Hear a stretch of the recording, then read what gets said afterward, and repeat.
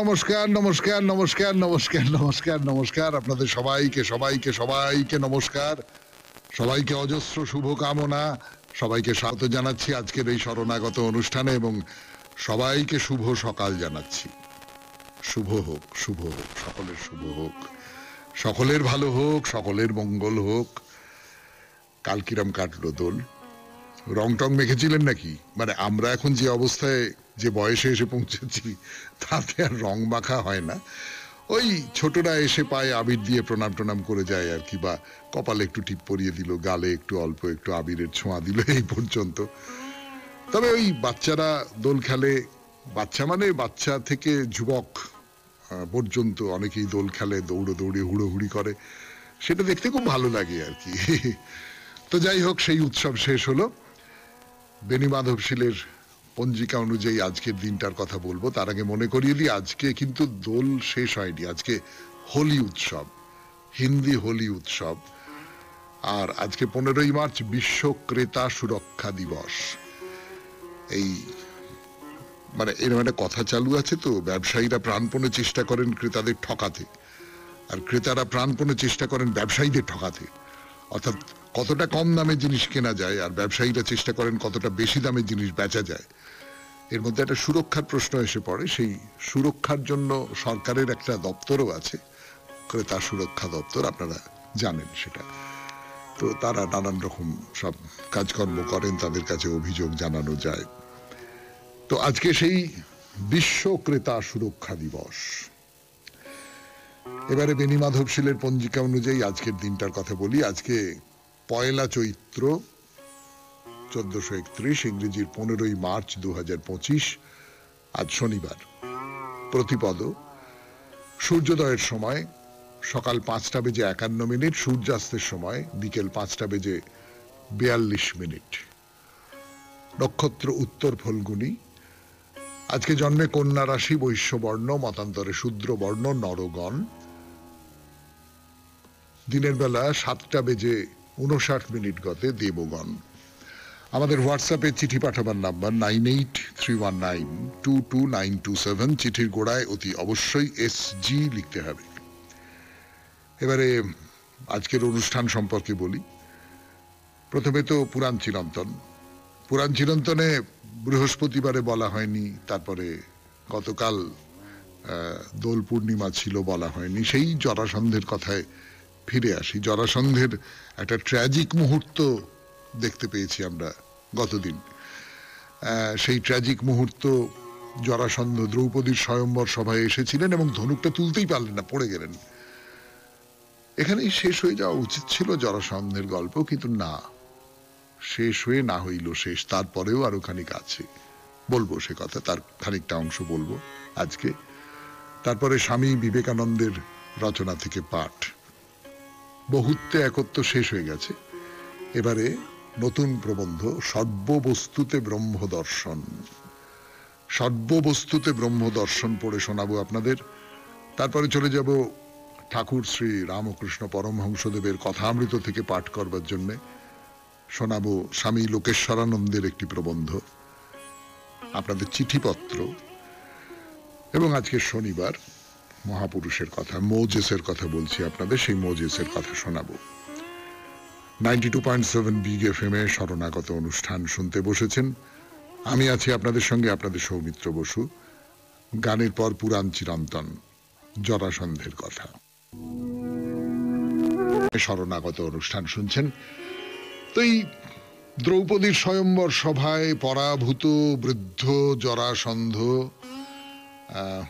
দুটো ব্যাপার বেরিয়ে আসে হয়তো এর ভেতর থেকে। একটা হচ্ছে যে তিনি বার্ধক্যকে স্বীকার করেন না, মানে করতেন না তখনো পর্যন্ত তার মনে হতো যে আমি দ্রৌপদীকে লাভ করতে পারি বলে স্বয়ম্বর সভায় গিয়েছিলেন, কিন্তু পারলেন না, ব্যর্থ হলেন, মানে ধনুক তুলতেই পারলেন না। বয়স তো কাউকে ছেড়ে দেয় না। তো যাই হোক, দ্রৌপদী স্বয়ম্বর সভার পরে মহাভারতে জরাসন্ধের কথা পাচ্ছি। যুধিষ্ঠির যে রাজসূয় যজ্ঞ করেছিলেন, সেই যজ্ঞে, কিন্তু সেই প্রসঙ্গে যাবার আগে অন্যান্য দু একটা কথা একটু বলে নিই আপনাদের। কলিঙ্গরাজ চিত্রাঙ্গদের কন্যার স্বয়ংবরে মগধরাজ জরাসন্ধ উপস্থিত হয়েছিলেন। আবার সেখানে কর্ণ, অঙ্গরাজ কর্ণ, তখন কর্ণকে অঙ্গরাজ করে দেওয়া হয়েছে, অঙ্গরাজ্যে অভিষেক দেওয়া হয়েছে। খুব যুদ্ধ হয়। তা দুজনেই দীর্ঘ সময় ধরে যুদ্ধ করেন এবং যুদ্ধ করে ক্লান্ত হয়ে পড়েন। সেই সময় বুদ্ধিমান কর্ণ জরাসন্ধের দেহের সেই জায়গাটাতে আঘাত করতে উদ্যত হন যেটা ওই জরা রাক্ষসীর গল্প বলেছিলাম, যে জরাসন্ধ, এই যে ছেলেটি তো দুটো টুকরো হয়ে জন্মেছিল, তার ফলে তাকে পথের ধারে ফেলে রাখা হয়েছিল। জরা রাক্ষসী এসে সেই দুটো টুকরোকে জুড়ে দিয়েছিল। তো এই কর্ণ জরাসন্ধের দেহের সেই জায়গাটাতে আঘাত করলেন যেখানটা জরা রাক্ষসীর দুটো জায়গা জুড়ে দিয়েছিল। তার মানে ওইটা সবচেয়ে দুর্বল জায়গা, ওইটা জোড় আছে একটা। তা জরাসন্ধ বিপদ বুঝে যুদ্ধ থেকে সরে দাঁড়ালেন এবং কর্ণকে বললেন যে তুমি খুব বড় বীর, সত্যি সত্যি তোমার বীরত্বে আমি মুগ্ধ হয়েছি, বলে তাকে মালিনী বলে একটি নগরী, সেই নগরীটা কর্ণকে উপহার দিলেন। এবং পরে জরাসন্ধের অনুগ্রহে কর্ণ চম্পানগরীর শাসন ক্ষমতাও লাভ করেছিলেন। এইটা জরাসন্ধ সম্পর্কে একটা তথ্য আপনাদের দিলাম। দ্বিতীয় যেটা বলবার সেটা হচ্ছে কৃষ্ণের পত্নী, মানে লক্ষণা, মদ্রদেশের রাজকন্যা লক্ষণা, তার যে স্বয়ম্বর সভা হয়েছিল সেখানেও জরাসন্ধ উপস্থিত হয়েছিলেন। সেখানেও তিনি ধনুর্বাণ দিয়ে লক্ষ্যভেদ করতে গিয়ে পারলেন না, ব্যর্থ হলেন। জরাসন্ধের বাবার নাম ছিল বৃহদ্রথ। তিনি ছিলেন দেবরাজ ইন্দ্রের বন্ধু। তাই ইন্দ্র বৃহদ্রথকে একটা খুব চমৎকার সুন্দর রথ উপহার দিয়েছিলেন। বৃহদ্রথের পরে সেই রথটা লাভ করেছিলেন জরাসন্ধ। জরাসন্ধ বধের পর রথটি ভীম কৃষ্ণকে উপহার দিয়েছিলেন। 92.7 বিগ এফএম এ শুনছেন শরণাগত পুরাণ চিরন্তন। জরাসন্ধের কথা বলছি আপনাদের। ফিরে আসছি গানের পর। নিয়ে টুকরো টাকরা কিছু কথা বলছি আপনাদের 92.7 বিগ এফএম এ শরণাগত অনুষ্ঠানে। মহাভারতের দ্রোণ পর্বে জরাসন্ধকে যে সারিয়ে দিয়েছিল আর কি, মানে দুটো টুকরো হয়েছিল, তাকে জুড়ে দিয়ে প্রাণ দান করেছিল সেই জরা রাক্ষসী, তার একটা গল্প আছে। সেখানে বলা হয়েছে যে বলরামের উপর ক্রুদ্ধ হয়ে জরাসন্ধ একবার ইন্দ্রের বজ্রের মতো শক্তিশালী একটা গদা নিক্ষেপ করেন। তো বলরাম গদাটাকে চূর্ণ করবার জন্য স্থূল আকর্ণ নামে একটা অস্ত্র নিক্ষেপ করেন। বলরামের অস্ত্রে প্রতিহত হয়ে সেই গদাটা প্রচন্ড শব্দে মাটিতে পড়েছিল। সেই গদার আঘাতে জরাসন্ধকে, মানে প্রায় মায়ের মতো আর কি, যে জরাসন্ধকে বাঁচিয়ে তুলেছিল, সেই জরা রাক্ষসী একেবারে সবাই মিলে তার সপরিবারে সবান্ধবে নিহত হয়। তো এই যে বজ্রতুল্য গদাটা, এটা তো হারিয়ে গেছে। তো তাতে করে জরাসন্ধের খুব শক্তি ক্ষয় হয়েছিল এবং ভীমসেনের সামনে তিনি যে যুদ্ধ করতে এসেছিলেন সেটা কিন্তু গদাহীন অবস্থায়, এবং সেই যে প্রচন্ড গদাটা, সেইটা না থাকার ফলে জরাসন্ধ তিনি নিহত হয়েছিলেন। এইরকম একটা ইঙ্গিত মহাভারতের মধ্যে পাওয়া যায়। কিন্তু জরাসন্ধের কথা তো হলো অনেক, তার মৃত্যু কিভাবে হয়েছিল সেই গল্পটা বলবো আপনাদের। সেটা বলবার জন্যে এই যুধিষ্ঠিরের যে রাজসূয় যজ্ঞ, তার আগে মন্ত্রণা সভায় যেতে হবে। কৃষ্ণ পাণ্ডবরা আমন্ত্রণ করেছেন, যজ্ঞের আগে এসে উপস্থিত হলেন ইন্দ্রপ্রস্থে। যুধিষ্ঠির তো যজ্ঞ নিয়ে কৃষ্ণের মতামত জানতে চাইছেন। কৃষ্ণের মনে কোনো সন্দেহ নেই যে যুধিষ্ঠির রাজসূয় যজ্ঞ করতেই পারেন, কিন্তু জরাসন্ধ এখনো বেঁচে আছে। তো জরাসন্ধ বেঁচে থাকা অবস্থায় যজ্ঞ কতদূর কি হবে সেইটা খুব চিন্তার বিষয়। কারণ রাজসূয় যজ্ঞ যে করবে তাকে তো সম্রাট বলা হবে, জরাসন্ধ সেটা সহ্য করবে? আজকে এই পর্যন্তই থাক। পুরাণ চিরন্তন 92.7 বিগ এফএম এ শরণাগত অনুষ্ঠান শুনছেন। আমি আছি আপনাদের সঙ্গে, আপনাদের সৌমিত্র বসু। এরপর স্বামী বিবেকানন্দের রচনা থেকে পাঠ। প্রবন্ধ শুরু করছি। সর্ববস্তুতে ব্রহ্ম দর্শন। সর্ববস্তুতে ব্রহ্ম দর্শন, এই বক্তৃতাটি স্বামীজি দিয়েছিলেন লন্ডনে 27 অক্টোবর 1896 সালে। তার বাংলা অনুবাদ পড়ে শোনাই 92.7 বিগ এফএম এ শরণাগত অনুষ্ঠানে। আমরা দেখিয়াছি, আমরা দুঃখ দূর করিতে যতই চেষ্টা করি না কেন, আমাদের জীবনের বেশিরভাগই অবশ্য দুঃখপূর্ণ থাকিবে। আর এই দুঃখ রাশি আমাদের পক্ষে একরূপ সীমাহীন। আমরা অনাদিকাল হইতে এই দুঃখ প্রতিকারের চেষ্টা করিতেছি, কিন্তু বাস্তবিক উহা যেমন তেমনই রহিয়াছে। আমরা যতই দুঃখ প্রতিকারের উপায় বাহির করি, ততই আমরা নিজেদের সূক্ষ্মতর দুঃখ রাশির দ্বারা পরিবেষ্টিত দেখিতে পাই। আমরা আরো দেখিয়াছি, সকল ধর্মই বলিয়া থাকে এই দুঃখ চক্রের বাহিরে যাইবার একমাত্র উপায় ঈশ্বর। সকল ধর্মই বলিয়া থাকে আধুনিক কর্মকুশল লোকেদের উপদেশ মতো জগৎকে যেমন দেখিতেছ, তেমনি গ্রহণ করিলে আমাদের ভাগ্যে দুঃখ ছাড়া আর কিছুই থাকিবে না। কিন্তু সকল ধর্মই বলে এই জগতের অতীত আরো কিছু আছে। এই পঞ্চেন্দ্রিয় গ্রাহ্য জীবনই সবটুকু নয়, উহা প্রকৃত জীবনের অতি সামান্য অংশ মাত্র। বাস্তবিক উহা অতি স্থূল ব্যাপার। উহার পশ্চাতে, উহার অতীত প্রদেশে সেই অনন্ত রহিয়াছেন যেখানে দুঃখের লেশ মাত্র নাই। উহাকে কেহ গড, কেহ আল্লাহ, কেহ জেহোভা, কেহ জোভ, কেহ বা আর কিছু বলিয়া থাকেন। বেদান্তীরা উহাকে ব্রহ্ম বলিয়া থাকেন। কিন্তু জগতের অতীত প্রদেশে যাইতে হইবে, একথা সত্য হইলেও আমাদিগকে এই জগতে জীবন ধারণ তো করিতে হইবে। এখন ইহার মীমাংসা কোথায়? জগতের বাহিরে যাইতে হইবে। সকল ধর্মের এই উপদেশ হইতে আপাতত এই ভাবই মনে উদিত হয় যে আত্মহত্যা করাই বুঝি শ্রেয়। প্রশ্ন এই, জীবনের দুঃখ রাশির প্রতিকার কি? আর তাহার যে উত্তর দেওয়া হয়, তাহাতে আপাতত মনে হয় জীবনটাকে ত্যাগ করাই ইহার একমাত্র প্রতিকার। ইহার উত্তরে আমাদের একটি প্রাচীন গল্পের কথা মনে পড়ে। একজন মাথার উপর একটা মশা বসিয়াছিল। তাহার এক বন্ধু ওই মশাটাকে মারিতে গিয়া তাহার মাথায় এমন আঘাত করিল যে সেই লোকটি মারা গেল, মশাটিও মরিল। দুঃখ প্রতিকারের যে উপায়ের কথা ধর্ম বলে, তাহা এইরূপই।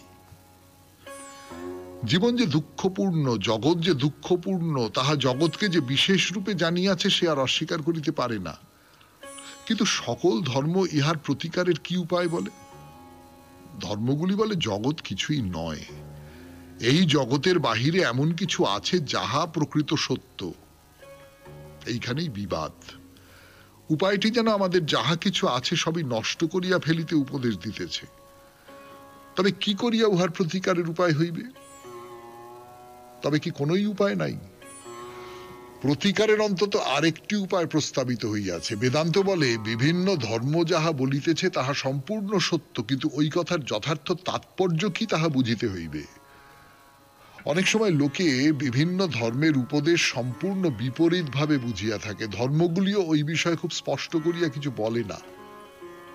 আমাদের হৃদয় ও মস্তিষ্ক দুই প্রয়োজন। হৃদয় অবশ্য খুব বড় জিনিস। হৃদয়ের ভিতর দিয়াই জীবনের মহৎ প্রেরণাগুলির স্ফুরণ হয়। হৃদয় শূন্য কেবল মস্তিষ্ক অপেক্ষা। যদি আমার মস্তিষ্ক নাই থাকে, শুধু একটু হৃদয় থাকে, তাহা আমি শতবার পছন্দ করিব। যাহার হৃদয় আছে তাহারই যথার্থ জীবন, তাহারই উন্নতি সম্ভব। কিন্তু যাহার এতটুকু হৃদয় নাই, কেবল মস্তিষ্ক আছে, সে শুষ্কতায় মরিয়া যায়।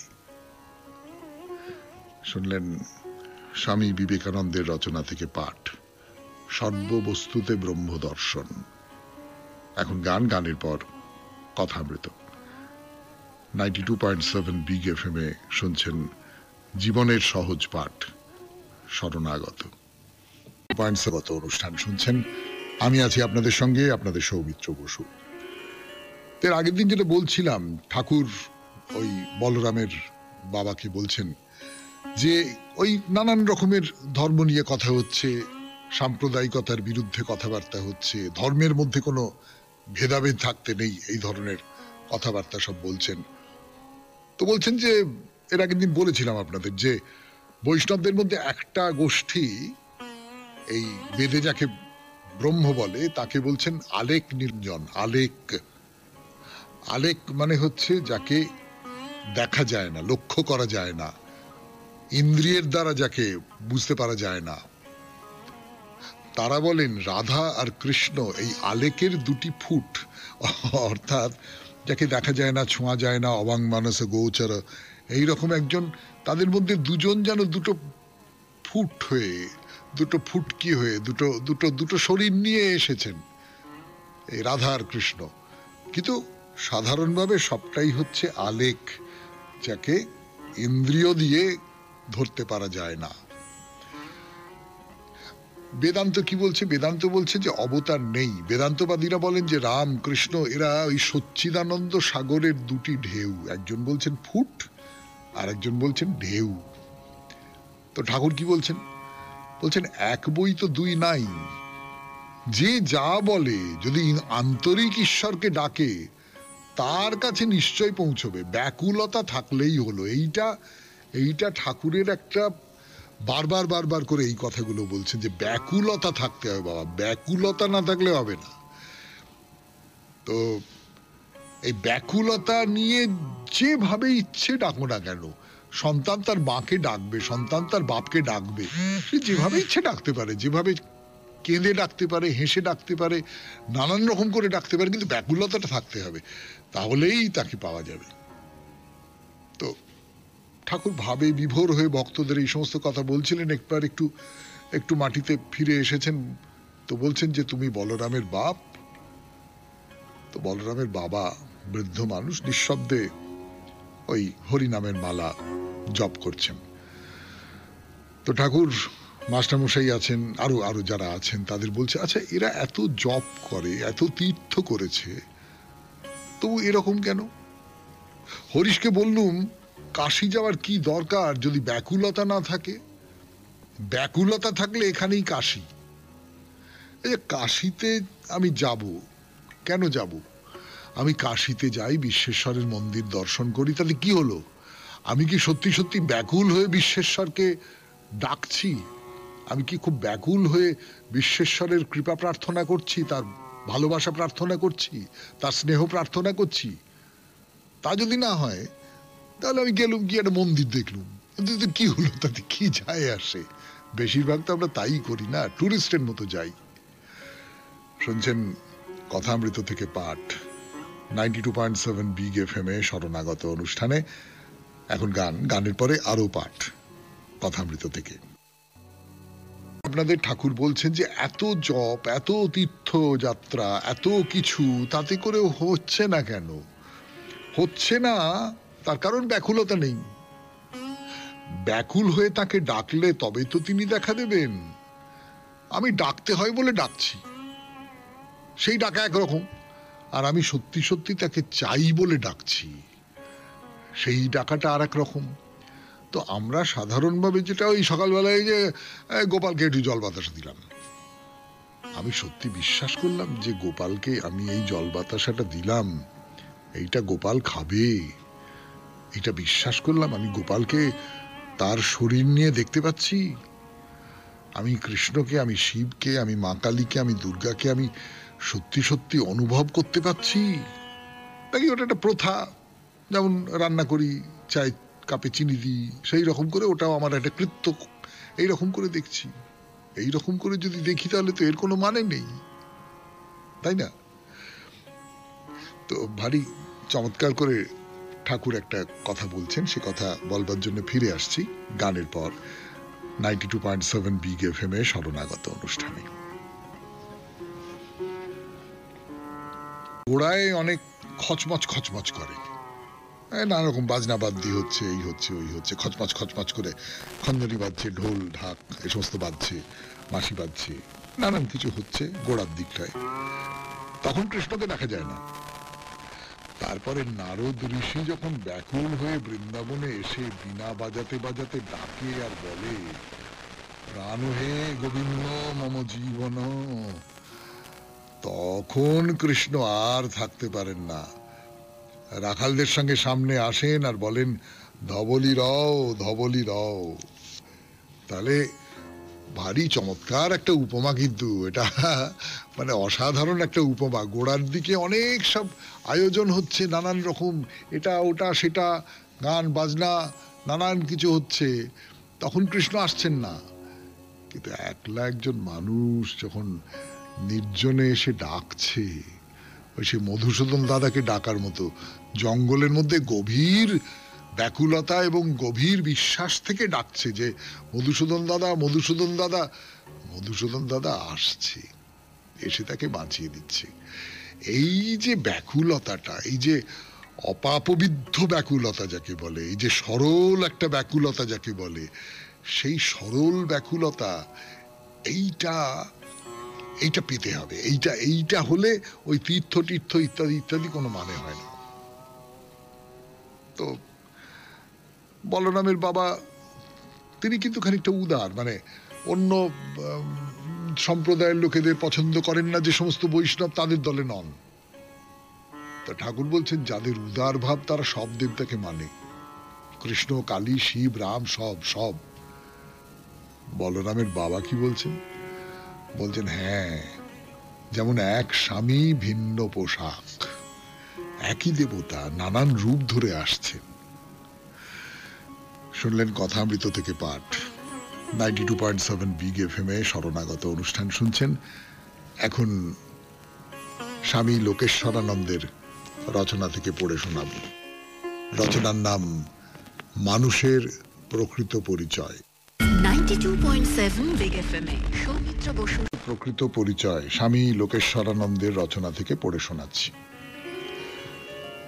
আইডেন্টিটি, বৈশিষ্ট্য সূচক পরিচয় কথাটি আজকাল খুব শোনা যায়। প্রত্যেক জাতি দাবি করে তার একটা নিজস্ব পরিচয় আছে।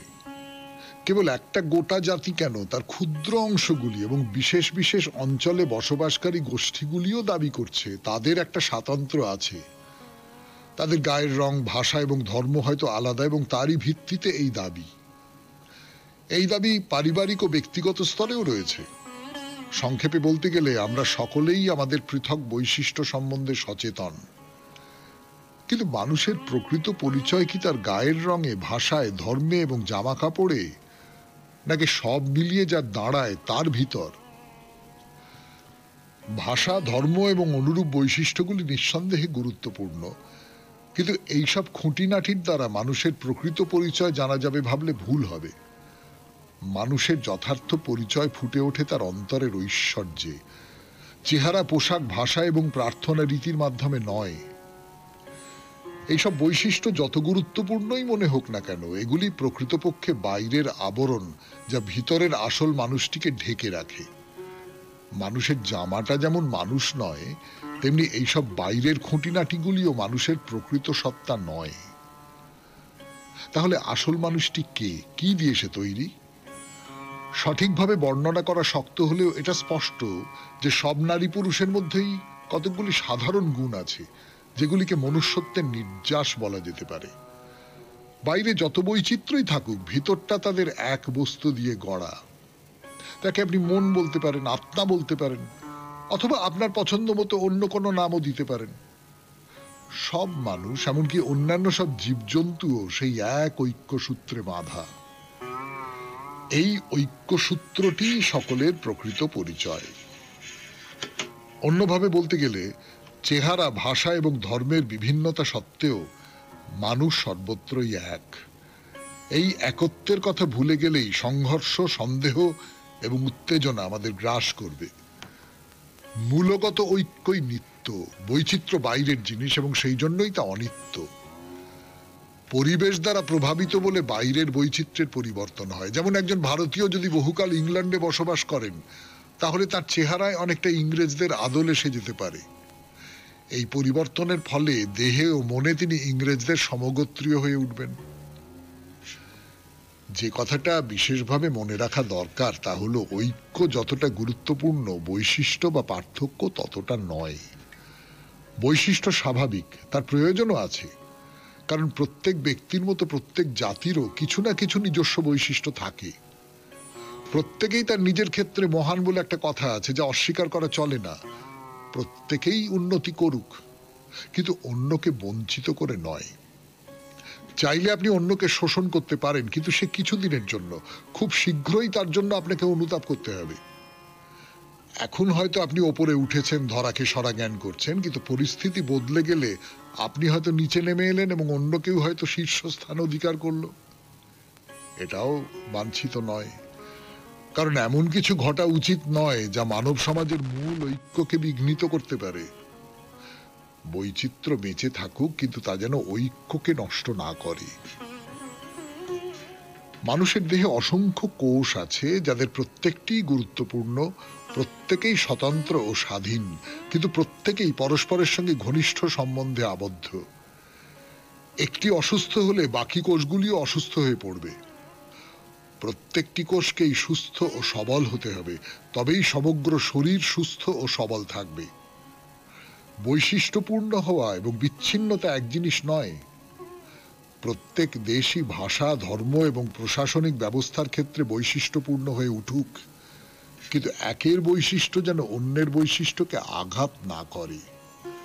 তা যদি করে, তাহলে সে আঘাত তার কাছেই একসময় না একসময় ফিরে আসবে। ভুললে চলবে না, ঐক্যই আমাদের প্রকৃত পরিচয়, বিচ্ছিন্নতা নয়। শুনলেন স্বামী লোকেশ্বরানন্দের রচনা থেকে পাঠ, মানুষের প্রকৃত পরিচয়। 92.7 বিগ এফএম এ শরণাগত অনুষ্ঠানে এইবার আপনাদের চিঠিপত্র। ফিরে আসছি গানের পর। চিঠি বালি হাওড়া থেকে লিখেছেন। 92.7 বিগ এফএম এ শরণাগত অনুষ্ঠানে পড়ছি সেই চিঠি। কাজলবাবু একটা খুব গুরুত্বপূর্ণ প্রশ্ন তুলেছেন, বা একটা প্রসঙ্গের অবতারণা করেছেন বলাটাই ভালো। এই প্রসঙ্গ নিয়ে যে এর আগে শরণাগত অনুষ্ঠানে আলোচনা হয়নি তা নয়, কিন্তু কাজলবাবু আবার নতুন করে তুলেছেন এবং শরণাগতের একটি অনুষ্ঠানের সূত্র ধরেই তার মনের মধ্যে এই কথাগুলো জেগেছে। আমি চিঠিটা পড়ে শোনাই আপনাদের। মাননীয় সৌমিত্রবাবু, আপনি আজকে কথামৃত পাঠের সময় পশু বলি নিয়ে আলোচনা করেছেন। আমাদের দেশে বলি প্রথা দীর্ঘদিন যাবৎ চলে আসছে। পূজার সময় আমরা দেখতে পাই নির্বিচারে পশু বলি। বলি দেওয়ার উদ্দেশ্য আমাদের মধ্যে যে হিংসা এবং অন্যান্য কুপ্রবৃত্তি, সেগুলো নাশ করা। কিন্তু পশু বলি দিয়ে কিভাবে এই উদ্দেশ্য সাধন সম্ভব? এই জগতে ঈশ্বর সবাইকে সৃষ্টি করেছেন বাঁচার অধিকার দিয়ে, কিন্তু আমার ক্ষমতা আছে বলে আমি জোর করে অবলা প্রাণীকে বলি দিয়ে হত্যা করব, এটা কখনোই মেনে নেওয়া যায় না। আমার যদি বলি দেওয়ার ইচ্ছে হয়, তাহলে আমি আমার পরিবারের কাউকে বলি দেব, অন্য অবলা প্রাণীকে কেন বলি দেব? মানুষের মতো নৃশংস প্রাণী জগতে আর নেই। আমি ঝাড়খণ্ডে ছিন্নমস্তা মন্দিরে গিয়ে দেখেছি কি হারে ছাগ বলি হয়। ঠাকুর দর্শন করবার সময় রক্তের উপর দিয়ে যেতে হয়। আমাদের হুগলি জেলার কোন্নগরে শকুন্তলা মন্দিরে এত ছাগ বলি যে সেখানে রক্তের স্রোত বয়ে যায়। এইভাবে অবলা পশু বলি দিয়ে তার মাংস খেয়ে আমরা আত্মতৃপ্তি লাভ করি। এ প্রসঙ্গে কথা উঠলেই সকলে বলবেন শাস্ত্রে বলির কথা বলা আছে, কিন্তু শাস্ত্রের বিধান মানুষের সৃষ্ট, সুতরাং এটা কোনো অজুহাত হতে পারে না। তাই আমি চাই যেন বলি প্রথা অবিলম্বে বন্ধ হয়। মানুষের রসনা তৃপ্তির জন্য বলি একটা জঘন্য সামাজিক অপরাধ। নমস্কারান্তে কাজল ভট্টাচার্য, বালি, হাওড়া। কাজলবাবু, আপনার এই চিঠিটা খুব গুরুত্বপূর্ণ, খুবই গুরুত্বপূর্ণ একটি চিঠি, এবং একটা বড় প্রশ্ন আপনি তুলেছেন এই চিঠির মধ্যে দিয়ে। আপনাকে অনেক ধন্যবাদ। তবে দুটো কথা আমার বলবার আছে, যদি অপরাধ না নেন। প্রথম কথা যেটা, সেটা হচ্ছে যে কেবলমাত্র বলি দিয়েই তো নয়, আমরা এমনিও মানে খাবার জন্যেই নানান রকম জীবজন্তু আহার করে থাকি। বলি দিয়ে আহার করার মধ্যে হয়তো আপনি মনে করতে পারেন একটা তঞ্চকতা আছে। আমি দেবতা বা দেবীকে উৎসর্গ করলাম, করে নিজে খেলাম। আর যিনি মাংসের দোকানে গিয়ে মাংস কিনছেন বা মাছের দোকানে গিয়ে মাছ কিনছেন, তিনি আহার করবার জন্যই কিনছেন, ফলে ওখানে ওই বেঁকিয়ে চুরিয়ে ব্যাপারটা দেখাবার দরকার পড়ছে না, এইটা বলতে পারেন। কিন্তু প্রাণীহিংসা না করে মানুষের পক্ষে বেঁচে থাকা মুশকিল। জানো না কি, প্রত্যেক পলকপাতে লক্ষ কোটি প্রাণী চির আঁখি মুদিতেছে। সে কাহার খেলা? হত্যায় খচিত এই ধরনের ধুলি। এটা বিসর্জন নাটকে রঘুপতির সংলাপ, এবং এই সংলাপটা কিন্তু সত্য। মানে কাউকে না মেরে, সেটা একেবারে ক্ষুদ্রাতি ক্ষুদ্র বীজাণু থেকে আরম্ভ করে বড় জন্তু পর্যন্ত কাউকে না মেরে আমরা বেঁচে থাকতে পারি না, কোনো প্রাণী বেঁচে থাকতে পারে না। উদ্ভিদও তো, তারও তো প্রাণ আছে, সেটা তো প্রমাণিত। দ্বিতীয় যে কথাটা নিয়ে আমার আপত্তি, সেটা হচ্ছে যে আপনি রাগ করেই লিখেছেন নিশ্চয়ই যে বলি যদি দিতে হয় তাহলে নিজের পরিবারের কাউকে বলে দিন। আপনার পরিবারের মানুষজনও কিন্তু আপনার সম্পত্তি নন। আপনার পরিবারের মানুষজনকে কি আপনি বলি দিতে পারেন? যাই হোক, আপনার চিঠিটি একটি গুরুত্বপূর্ণ প্রশ্ন তুলে ধরেছে এবং তার জন্য আপনাকে ধন্যবাদ। এবারে আজকে শনিবার, মহাপুরুষের কথা, মোজেসের কথা বলছিলাম আপনাদের।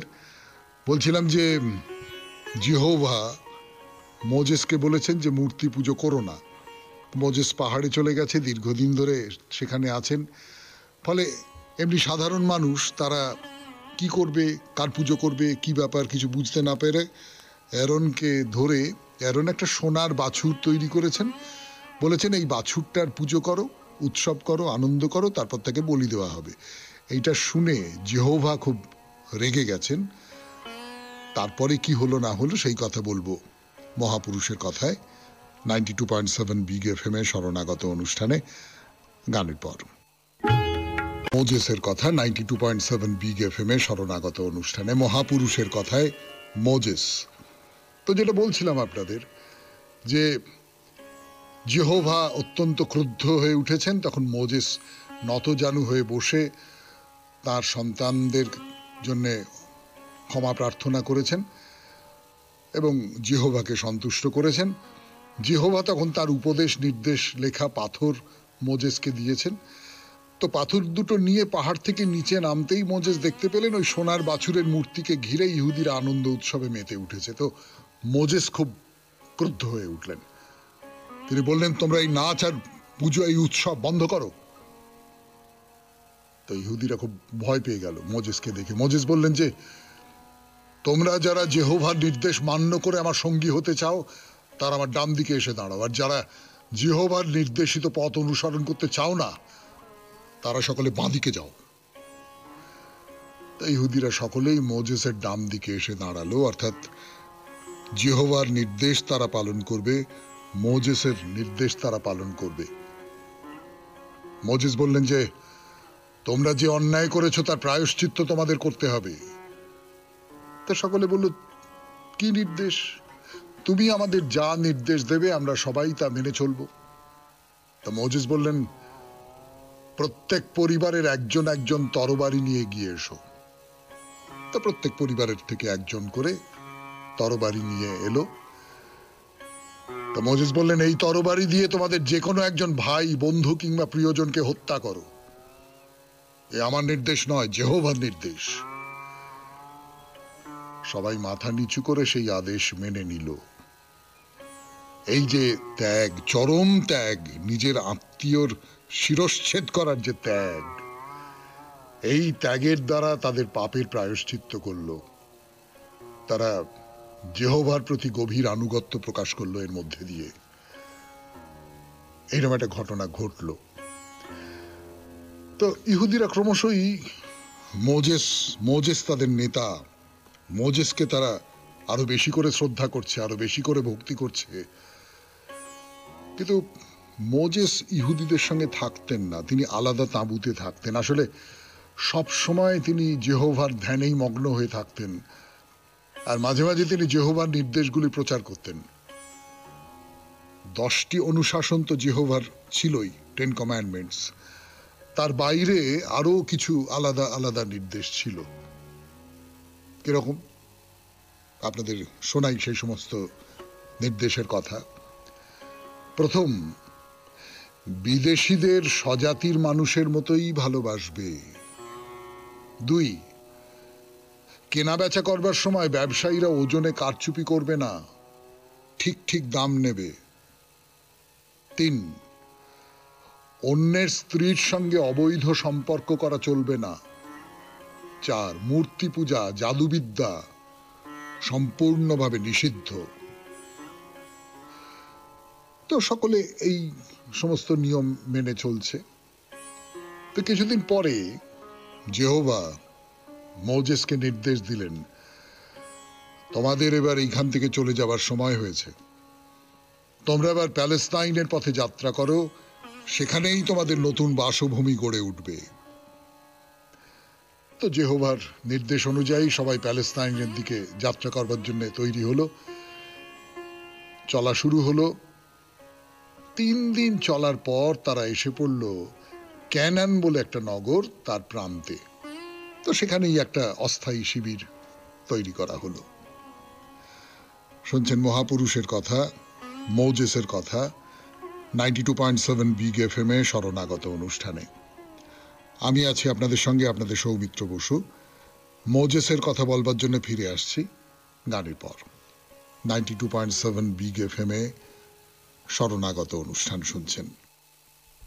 2.7 বিগ এফএম এ শরণাগত অনুষ্ঠানে।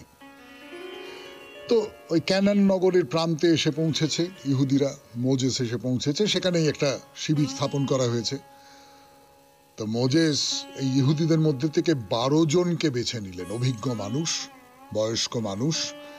এই 12 জন মানুষকে বললেন, তোমরা প্যালেস্তাইনে যাও, প্যালেস্তাইনে গিয়ে দেখো কোন জায়গাটায় আমরা থাকতে পারি, কোন জায়গাটা থাকবার পক্ষে সবচেয়ে ভালো।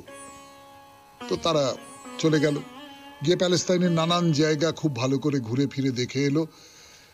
দেখে এসে ফিরে আসার পর মোজেস বললেন, কোন জায়গাটা সবচেয়ে ভালো থাকবার পক্ষে? তারা বলল, দক্ষিণ দিকটাই সবচেয়ে ভালো। দক্ষিণ দিকটায় প্রচুর খাদ্য, প্রচুর জল, কোথাও কোনো অভাব হবে না। কিন্তু একটাই মুশকিল। কি মুশকিল? সেখানে যে সমস্ত আদিবাসী মানুষ আছে, বিরাট চেহারা তাদের, খুব বলশালী, তাদের যুদ্ধে হারিয়ে দেওয়াটা খুব কঠিন হবে। কিন্তু মোজেস, আমার মনে হচ্ছে না ওখানে যাওয়াটা ঠিক হবে, বরং আমরা অন্য কোনো একটা জায়গায় থাকবার ব্যবস্থা করি। তো এটা শুনে ওই ইহুদিদের মধ্যে কিছু মানুষ বলতে আরম্ভ করলো যে, না না না না না না, এটা কি হচ্ছে? এতদিন ধরে মোজেসের পরামর্শে চালিত হয়েছি নতুন দেশে বসতি স্থাপন করবার জন্য। আমাদের বলা হয়েছে সেখানে কোনো দুঃখ থাকবে না, অভাব থাকবে না, কিন্তু এতদিন ধরে এত কষ্ট করে, এত পথ পাড়ি দিয়ে, এত রকমের ঝড় ঝঞ্ঝা বিপদ অতিক্রম করে এসে তো বুঝতে পারছি যে সমস্তটাই মিথ্যে। এই মোজেস, মোজেস আমাদের ঠকিয়েছে, আর আমরা তাকে নেতা হিসেবে চাই না। আমরা আমাদের মধ্যে থেকেই কোনো নতুন নেতা বেছে নেব। মানে সোজা কথায় বিদ্রোহ শুরু হয়ে গেল। মোজেস কিন্তু রাগ করলেন না। তিনি বললেন, তোমরা একটু ধৈর্য ধরো, আর অল্প দিনের মধ্যেই তোমাদের সমস্ত দুঃখের অবসান হবে। তার কথা কেউ শুনছেই না, চিৎকার করছে। তখন যেহোভা ইহুদিদের এই আচরণে ভয়ঙ্কর ক্রুদ্ধ হয়ে উঠলেন। হঠাৎ সকলে শুনতে পেল যেহোভা বলছেন, তোমরা বারবার আমার অস্তিত্বে, আমার শক্তিতে সংশয় প্রকাশ করছো। আমার প্রতিনিধি মোজেস, তাকে উপেক্ষা করেছো। তোমাদের আমি চরম শাস্তি দেব। যারা মোজেসের বিরুদ্ধে বিদ্রোহ ঘোষণা করেছো তারা ধ্বংস হয়ে যাবে। তো মোজেসের কি ভালো লেগেছিল তার দলের মধ্যে এই বিদ্রোহ? তা তো নয়। কিন্তু তারা তো আমার স্বজাতি। আমি তাদের প্রতি যদি যেহোভা ক্রুদ্ধ হয়ে ওঠেন, তাদের ধ্বংস করে দেন, তা আটকানো তো আমার কর্তব্য।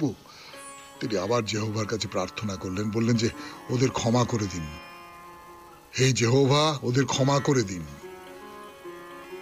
যেহোভা বললেন, বেশ, তুমি যখন বলছো ওদের আমি ক্ষমা করছি, কিন্তু না, ওরা প্যালেস্তাইনের পবিত্র ভূমিতে প্রবেশ করবার অধিকার পাবে না। মোজেস বললেন, আমরা প্যালেস্তাইনের দক্ষিণেই বসতি স্থাপন করব, তোমরা সকলে এগিয়ে চলো। প্যালেস্তাইনের দক্ষিণে সেখানে প্রচন্ড বলশালী সেই সমস্ত আদিবাসীরা রয়েছে। তাহলে কি হবে? কি হবে সেটা বরং আবার পরের সপ্তাহে। আজকের মতো শেষ হলো মহাপুরুষের কথা। 92.7 বিগ এফএম এ শরণাগত অনুষ্ঠান শেষ হলো আজকের মতো। আমাদের হোয়াটসঅ্যাপে চিঠি পাঠাবার নাম্বার 9831922927। চিঠির গোড়ায় অতি অবশ্যই SG লিখতে হবে। আর কি, সবাই ভালো থাকবেন, আনন্দে থাকবেন। নমস্কার নমস্কার নমস্কার নমস্কার নমস্কার নমস্কার নমস্কার। আপনাদের সবাইকে সবাইকে সবাইকে নমস্কার, সবাইকে অজস্র শুভকামনা, সবাইকে স্বাগত জানাচ্ছি আজকের এই শরণাগত অনুষ্ঠানে এবং সবাইকে শুভ সকাল জানাচ্ছি। শুভ হোক, শুভ হোক, সকলের শুভ হোক, সকলের ভালো হোক, সকলের মঙ্গল হোক। কাল কিরম কাটলো দোল? রং টং মেখেছিলেন নাকি? মানে আমরা এখন যে অবস্থায়, যে বয়সে এসে পৌঁছেছি, তাতে আর রং মাখা হয় না। ওই ছোটরা এসে পায়ে আবির দিয়ে প্রণাম টনাম করে যায় আর কি, বা কপালে একটু টিপ পরিয়ে দিল, গালে একটু অল্প একটু আবিরের ছোঁয়া দিল, এই পর্যন্ত। তবে ওই বাচ্চারা দোল খেলে, বাচ্চা মানে বাচ্চা থেকে যুবক পর্যন্ত অনেকেই দোল খেলে, দৌড়ে হুড়োহুড়ি করে, সেটা দেখতে খুব ভালো লাগে আর কি। তো যাই হোক, সেই উৎসব শেষ হলো। বেণী মাধবশীলের পঞ্জিকা অনুযায়ী আজকের দিনটার কথা বলবো। তার আগে মনে করিয়ে দিই, আজকে কিন্তু দোল শেষ হয়নি, আজকে হোলি উৎসব, হিন্দি হোলি উৎসব। আর আজকে 15ই মার্চ বিশ্ব ক্রেতা সুরক্ষা দিবস।